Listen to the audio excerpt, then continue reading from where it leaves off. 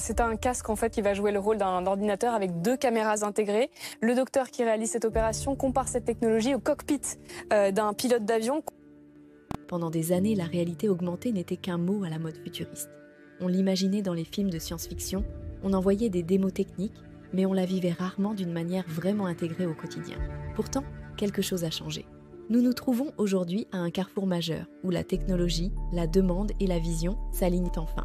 Google vient de faire un geste audacieux, qui pourrait définir à quoi ressemblera la réalité augmentée pour la prochaine décennie. Il ne s'agit plus de jeux AR isolés ou de lunettes VR encombrantes. Ce dont nous parlons désormais, c'est de la convergence de plusieurs forces. Une IA avancée, capable de nous comprendre et de nous répondre de façon quasi humaine. Un matériel élégant qui ne ressemble plus à un prototype et des plateformes logicielles prêtes à soutenir une révolution du spatial computing. La réalité augmentée n'est plus un projet annexe. Elle devient la prochaine grande interface dans l'évolution de l'informatique.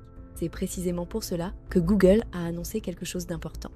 Android XR, une nouvelle plateforme conçue spécifiquement pour les casques et les lunettes connectées, dans ce qu'ils appellent l'ère Gemini. Et ce n'est pas simplement l'Android que nous connaissons. C'est une réinvention de notre façon d'interagir avec l'information, sans écran, sans clavier et même sans toucher. Dans cette vidéo, nous analysons exactement ce qui se passe. Pourquoi ce moment est crucial? Ce qu'Android XR propose réellement, comment l'IA transforme notre rapport aux machines, et enfin, les implications plus profondes en matière de vie privée et de contrôle. Plongeons dans l'avenir de l'informatique. Pendant plus d'une décennie, la réalité augmentée a été davantage une promesse qu'une réalité. Le concept était séduisant. Entrez dans un monde où l'information numérique se superpose à votre environnement, où vous immergez totalement dans un espace virtuel. Mais les pièces du puzzle ne s'emboîtaient pas. Les casques étaient volumineux, les logiciels limités et l'expérience utilisateur maladroite. Ce fossé entre la vision et l'exécution a freiné l'adoption grand public. Aujourd'hui cependant, les conditions ont enfin changé. La technologie a mûri, la demande est réelle, et les capacités, en particulier grâce à l'IA, ont atteint un point de bascule. Google saisit ce moment parce que plusieurs percées ont convergé. Nous n'assistons pas seulement à de meilleurs écrans ou à des casques plus légers. Nous voyons l'essor d'une intelligence contextuelle en temps réel. Les systèmes d'IA comprennent désormais le langage naturel, suivent les indices visuels et s'adaptent à notre comportement d'une façon intuitive. C'était impossible il y a 5 ans, voire 2. Le saut des interfaces réactives vers des systèmes conversationnels prédictifs est ce qui fait sortir la réalité augmentée du laboratoire pour entrer dans des usages réels. Un autre facteur majeur est l'évolution de l'interaction homme-machine. Nous sommes passés du clavier au tactile. Désormais, l'interaction repose sur la présence. Au lieu de cliquer ou de faire glisser, vous regardez, vous parlez, vous faites un geste et le système comprend. Ce type d'engagement sans friction change tout. La réalité augmentée cesse d'être un gadget et devient une extension de votre corps et de votre esprit. Pour des entreprises comme Google, ce changement n'est pas seulement passionnant, il est fondamental pour l'avenir de l'informatique. Le paysage économique joue aussi un rôle. À mesure que la concurrence entre géants de la tech s'intensifie, la réalité augmentée devient un moyen de se différencier. Il ne s'agit plus seulement de qui possède le meilleur smartphone, mais de qui définira le prochain paradigme. Meta investit des milliards dans le métavers. Apple arrive avec du matériel haut de gamme. Google, de son côté, avance non seulement avec des appareils, mais avec la plateforme Android XR, signalant un investissement sérieux et durable dans le spatial computing. Ce moment compte parce qu'il marque la transition de l'expérimental à l'essentiel. Les briques de base ne sont plus théoriques. Elles sont disponibles, évolutives et de plus en plus abordables. Les développeurs disposent d'outils, les utilisateurs ont des attentes et des entreprises comme Google sont enfin en position de livrer des expériences qui dépassent la nouveauté. Il ne s'agit pas seulement de ce qui est possible, mais de ce qui vient ensuite.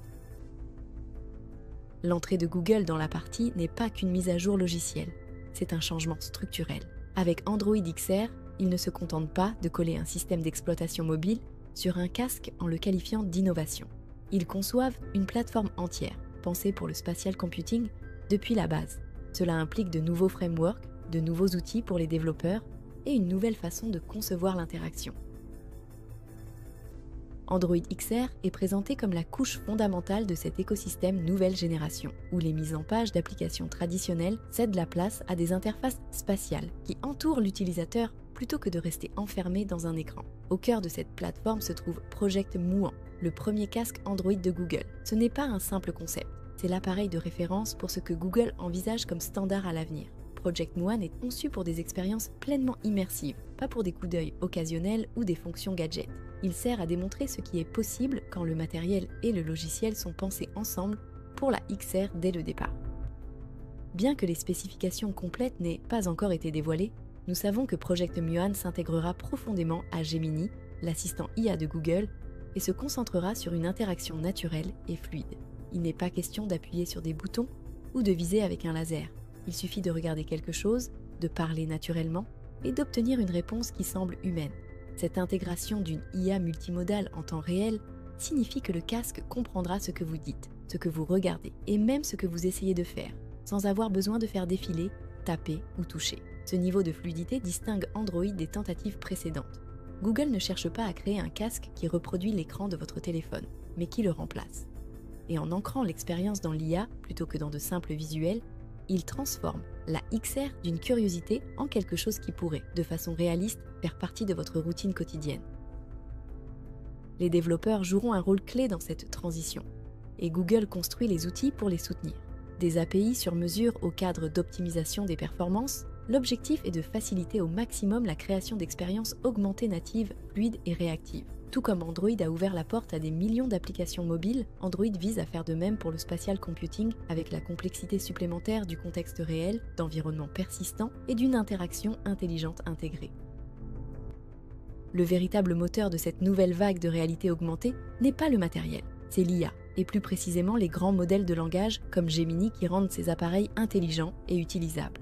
Par le passé, les interfaces XR peinaient car elles exigeaient trop de saisie manuelle.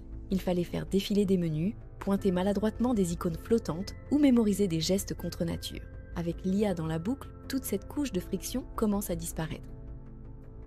Cela ouvre la voie à des expériences informatiques profondément personnelles. Imaginez mettre votre casque et le voir comprendre instantanément vos objectifs pour la journée. Il met en avant les tâches, navigue dans votre agenda et vous fournit des informations pertinentes en fonction de votre environnement, sans que vous leviez le petit doigt. La combinaison de la conscience spatiale et de l'IA conversationnelle transforme l'environnement en assistant intelligent, pas seulement en superposition numérique. Ce qui rend cela encore plus transformateur, c'est la capacité multimodale de ces modèles d'IA. Gemini ne se limite pas à la voix. Il peut interpréter des images, du texte, des objets et plus encore. En réalité augmentée, cela signifie qu'il peut traiter ce que vous regardez, l'analyser et répondre d'une manière qui s'intègre sans couture au monde physique. Que vous demandiez de l'aide pour réparer une machine, identifier un monument ou organiser votre espace de travail numérique en 3 dimensions, l'IA répond comme si elle comprenait à la fois le contexte et votre objectif. Google a déjà commencé à intégrer Gemini dans plusieurs produits. L'IA n'est pas un ajout, c'est le système d'exploitation de base. Elle permet l'interaction, fournit des informations et s'adapte au fil du temps. C'est ce qui rend la réalité augmentée viable, non seulement pour les joueurs ou les passionnés de technologie, mais pour quiconque souhaite un accès plus rapide et plus intelligent à l'information au quotidien. Le casque devient plus qu'un écran, il devient un partenaire de réflexion. Bien que des entreprises comme Meta et Apple aient fait des premiers pas dans la vision spatiale, l'approche de Google semble radicalement différente. Moins question de créer un jardin clos, davantage de bâtir une plateforme sur laquelle d'autres peuvent innover. Cette ouverture pourrait s'avérer cruciale. Si Android devient le système d'exploitation par défaut des appareils immersifs, comme Android l'a été pour les smartphones, il pourrait façonner l'avenir du spatial computing bien au-delà du seul matériel de Google.